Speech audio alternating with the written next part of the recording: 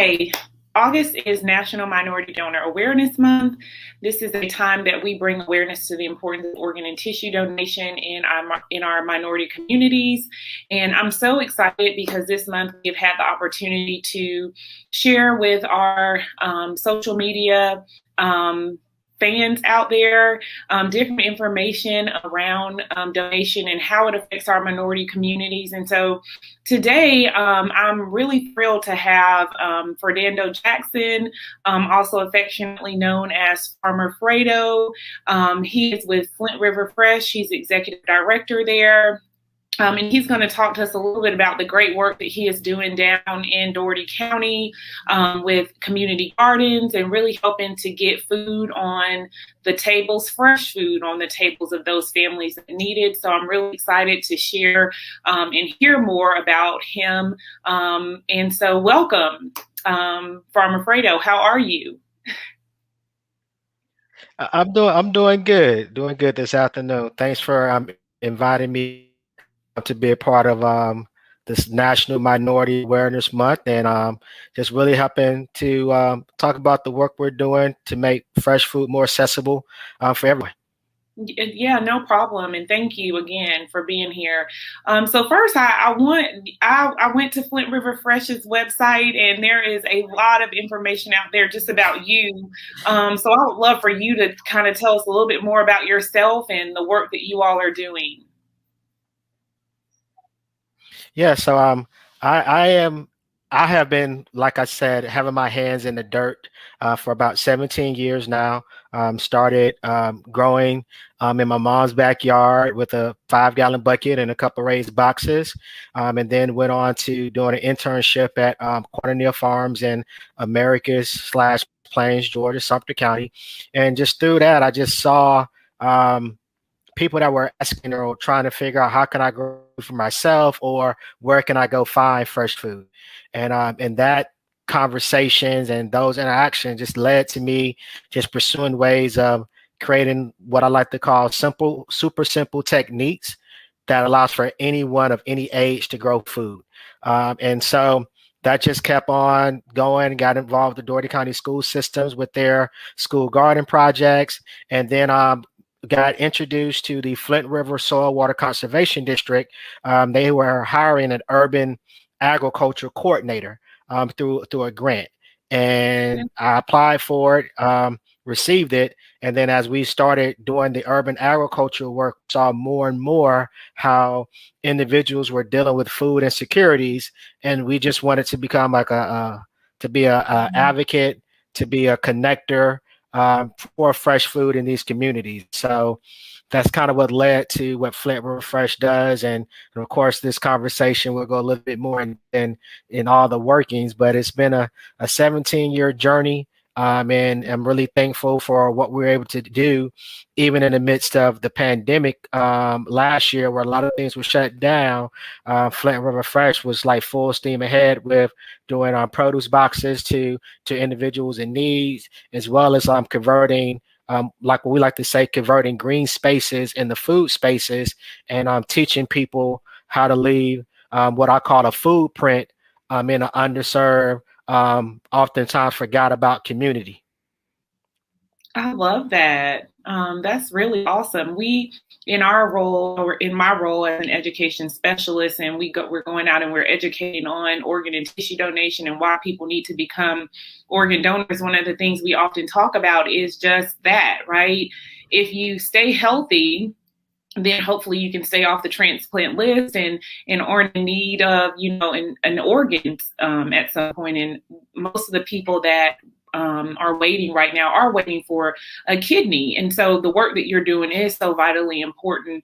And one of the things that we've heard a lot of talk about that I hope you can expand on for those watching is just, what is a food desert? Like, what does that mean?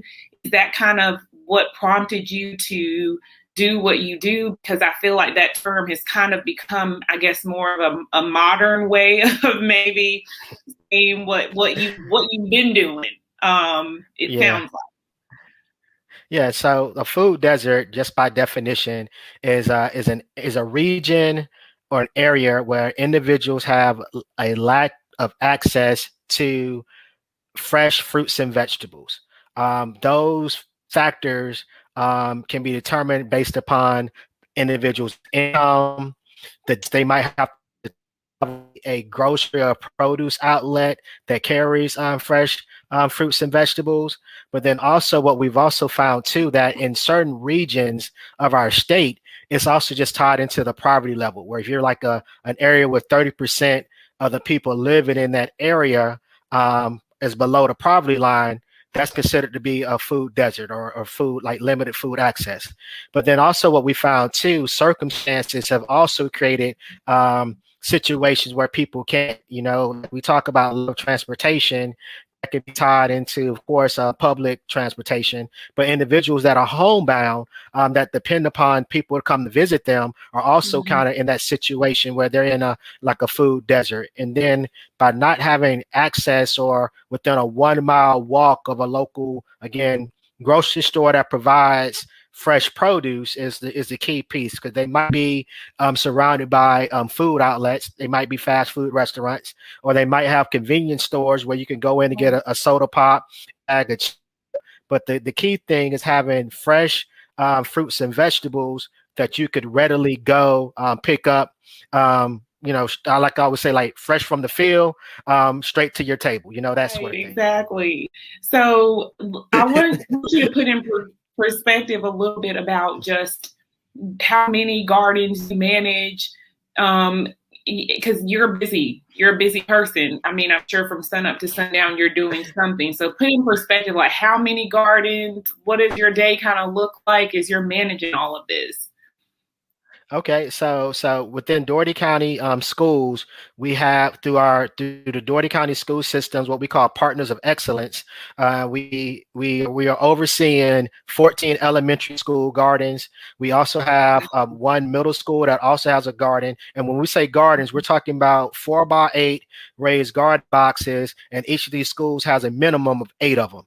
And then on top of that, we're also doing a partnership here in Dougherty County. We have a college and career academy called Commodores Conyers. We call it 4C, and we're assisting with the agribusiness pathway. At that school, we have 40 4-foot by 16 raised garden boxes. Wow. We also have a 1/4 acre for in-ground planting that we do with the kids. And then on top of that, we have a partnership through the Dougherty County Board of Commissions, where we are trying to install more community garden spaces. This past year in the Holly Homes community with the Albany Housing Authority, we built 8 4x16 raised garden boxes. And then on top of that as well, the hospital that I talked to you about, Phoebe, has donated 1.5 acres of land that during the pandemic, we used it as a farm to grow, but now we're transitioning back to educational space where people can come in and pick, which is like they come in, harvest what they need for the day, go back by themselves. And then we've also expanded our relationships in other counties. And so in Sumter County, we're partnered with a group called Healthy Sumter, where we have a 3/4 of an acre piece of land at a community park. And then we're also working with the Sunbelt Ag Expo in Moultrie, where we have, again, about 1 acre of land that we're doing a backyard demonstration.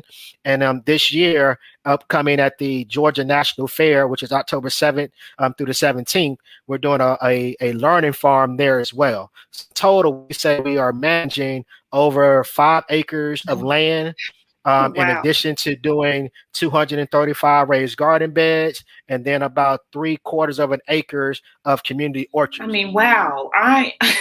I'm really in awe, because it really is like you all covered all the bases. Like you say, it's full circle. I love it. I'm sitting here just inspired. I'm sure others watching are inspired as well. So tell us a little bit, if there are people out there watching that want to start a community garden, like how do they go about doing what obviously you have worked and built what you've done, but how can they just start simple and small? Or are there resources out there available to help people get this going in their own communities?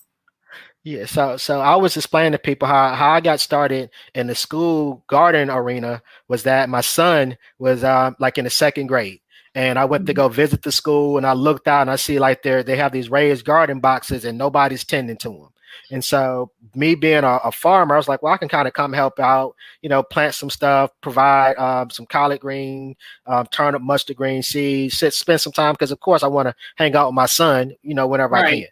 Right. And Right. so the first thing was just volunteering at your local schools to see if they have school gardens, because they might Mhm. need some individuals that can kind of help with the watering, the weeding, even helping the kids with harvesting. Like that was like the first introduction. And then the second thing that we did was we found community organizations, whether it was UGA Extension, the Department of Public Health, that were out there trying to establish gardens in these communities, but they need volunteers to help out. So at UGA, they have the program called Master Gardeners, where you can learn about plant sciences, what to do, the ins and out, and then they will connect you with a community garden or somebody trying to establish something to help you move further. I'm just so thrilled I feel like we are just scratching the surface in this conversation. So we will definitely have to have you come again and share more. Hopefully next time I can be with you in person down on one of the farms or gardens that Yeah, you you got to get manage. dirty. Yes, yes, yes. I want to learn more for sure. So this has been great. I know that our viewers, I'm sure, have gotten a lot out of this. I know I have. You're definitely putting your action behind your words, right? Which is what a lot of people, don't do. So it's real, like I said, it's really inspiring to hear about all the work that you're doing. So thank you so much for being here with us today. And for those out there who are maybe interested in registering to become an organ donor, you can do so at lifelinkfoundation.org. Yeah.